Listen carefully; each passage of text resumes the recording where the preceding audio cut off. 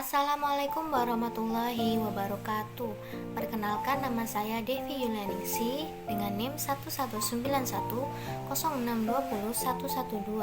kelas 6C Manajemen, jurusan Pendidikan Ekonomi, Fakultas Tarbiyah dan Keguruan, Universitas Islam Negeri Sultan Syarif Kasim Riau, dengan mata kuliah Micro Teaching dengan dosen pengampu Ibu Mahdar Ernita, SPD, MED. Baiklah, di sini saya akan menjelaskan tentang materi saya, yaitu pasar output, struktur pasar, jenis-jenis struktur pasar, serta kelebihan dan kekurangannya. Baiklah, di sini saya akan terlebih dahulu menjelaskan apa itu pasar output. Pasar output adalah tempat barang atau jasa diperdagangkan. Pasar output atau biasanya disebut pasar saja merupakan tempat bertemunya permintaan dan penawaran, sehingga bisa berinteraksi untuk membentuk harga keseimbangan atau yang disebut dengan harga pasar. Di dalam pasar terdapat struktur pasar, yaitu struktur pasar adalah faktor yang mempengaruhi tingkah laku dan kinerja perusahaan dalam pasar.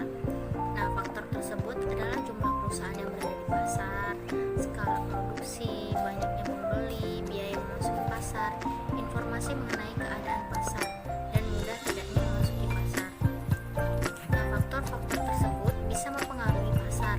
Misalnya, sedikit atau banyaknya perusahaan di pasar bisa membuat suatu pasar menjadi kompetitif atau tidak. Nah, makin banyak perusahaan di dalam pasar, maka pasar tersebut semakin kompetitif, sehingga peran individu atau perusahaan semakin kecil. Nah, sedangkan makin sedikit perusahaan di dalam pasar, maka makin tidak kompetitif pasar tersebut, karena perusahaan bisa mempengaruhi harga pasar. Selanjutnya yaitu ada jenis-jenis struktur pasar. Nah, yang pertama, pasar persaingan sempurna. Nah, pasar persaingan sempurna merupakan bentuk sempurna dari sebuah pasar. Kenapa dikatakan pasar persaingan sempurna? Nah, karena di pasar ini terdapat banyak penjual dan pembeli.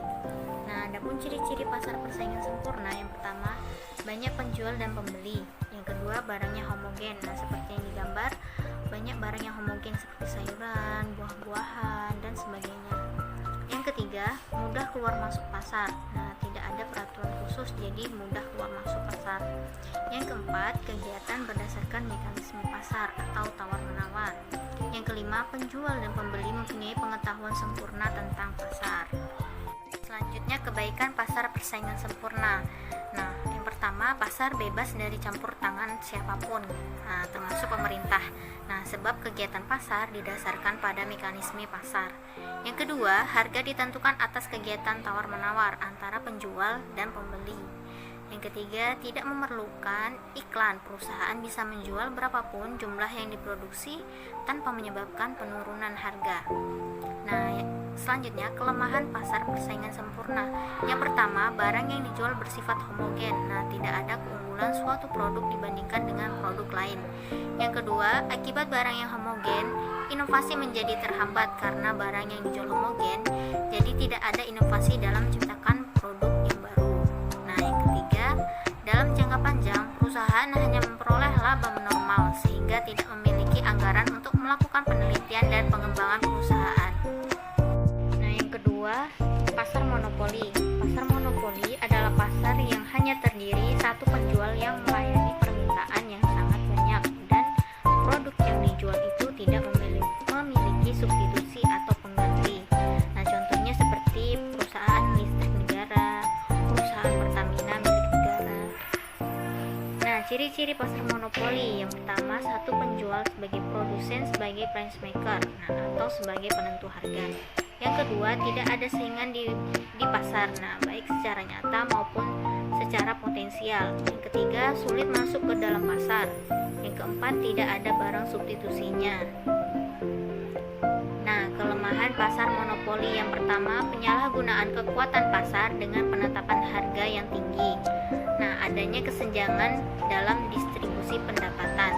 Nah, yang kedua, selanjutnya, mengurangi kesejahteraan konsumen karena harga barang yang dijual cukup tinggi, jadi bisa mengurangi kesejahteraan konsumen. Yang ketiga, ketidakadilan. Karena pasar lain tidak bisa memasuki pasar, hanya pengusaha tertentu saja yang bisa memasukinya. Nah,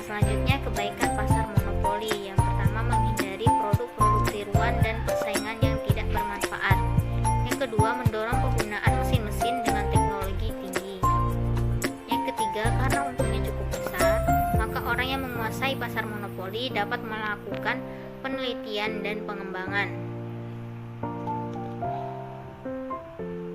Nah, seperti Pertamina mengeluarkan produk baru jenis solar, nah seperti Dexlight dan sebagainya. Nah, karena dari hasil proses penelitian dan pengembangan tersebut. Yang ketiga, pasar oligopoli. Pasar oligopoli adalah pasar di mana terdapat sedikit atau beberapa perusahaan saja yang menjual produk-produk yang identik satu sama lain, seperti perusahaan HP seperti Oppo, Vivo, dan sebagainya.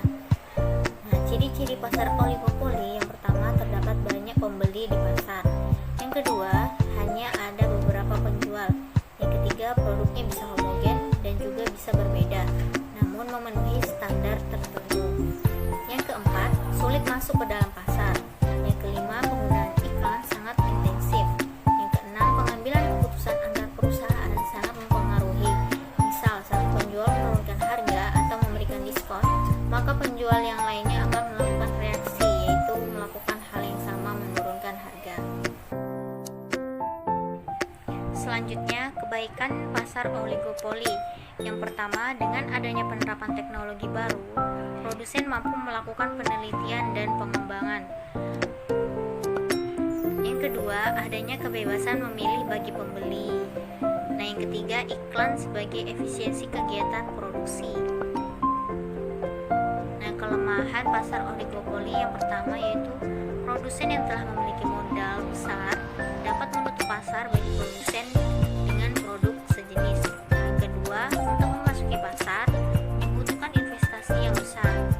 Yang ketiga, adanya persaingan dari produsen untuk mendapatkan pasar.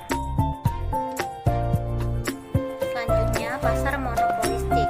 Nah, pasar monopolistik adalah salah satu bentuk pasar di mana terdapat banyak produsen yang menghasilkan barang serupa. Nah, tetapi memiliki perbedaan dalam beberapa aspek. Nah, seperti Carrefour, Transmart, dan sebagainya.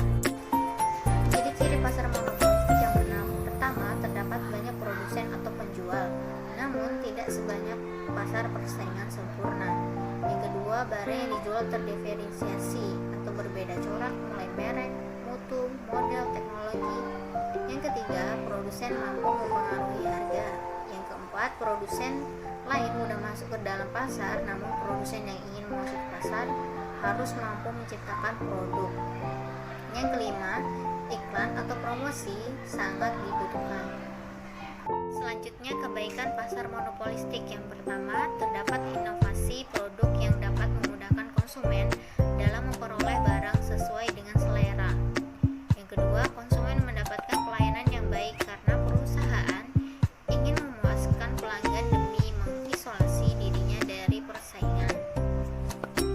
Nah, kelemahan pasar monopolistik yang pertama, biaya promosi mahal. Nah, yang kedua, terjadi pemborosan sumber daya ekonomi. Yang ketiga, konsumen membayar harga barang yang lebih tinggi.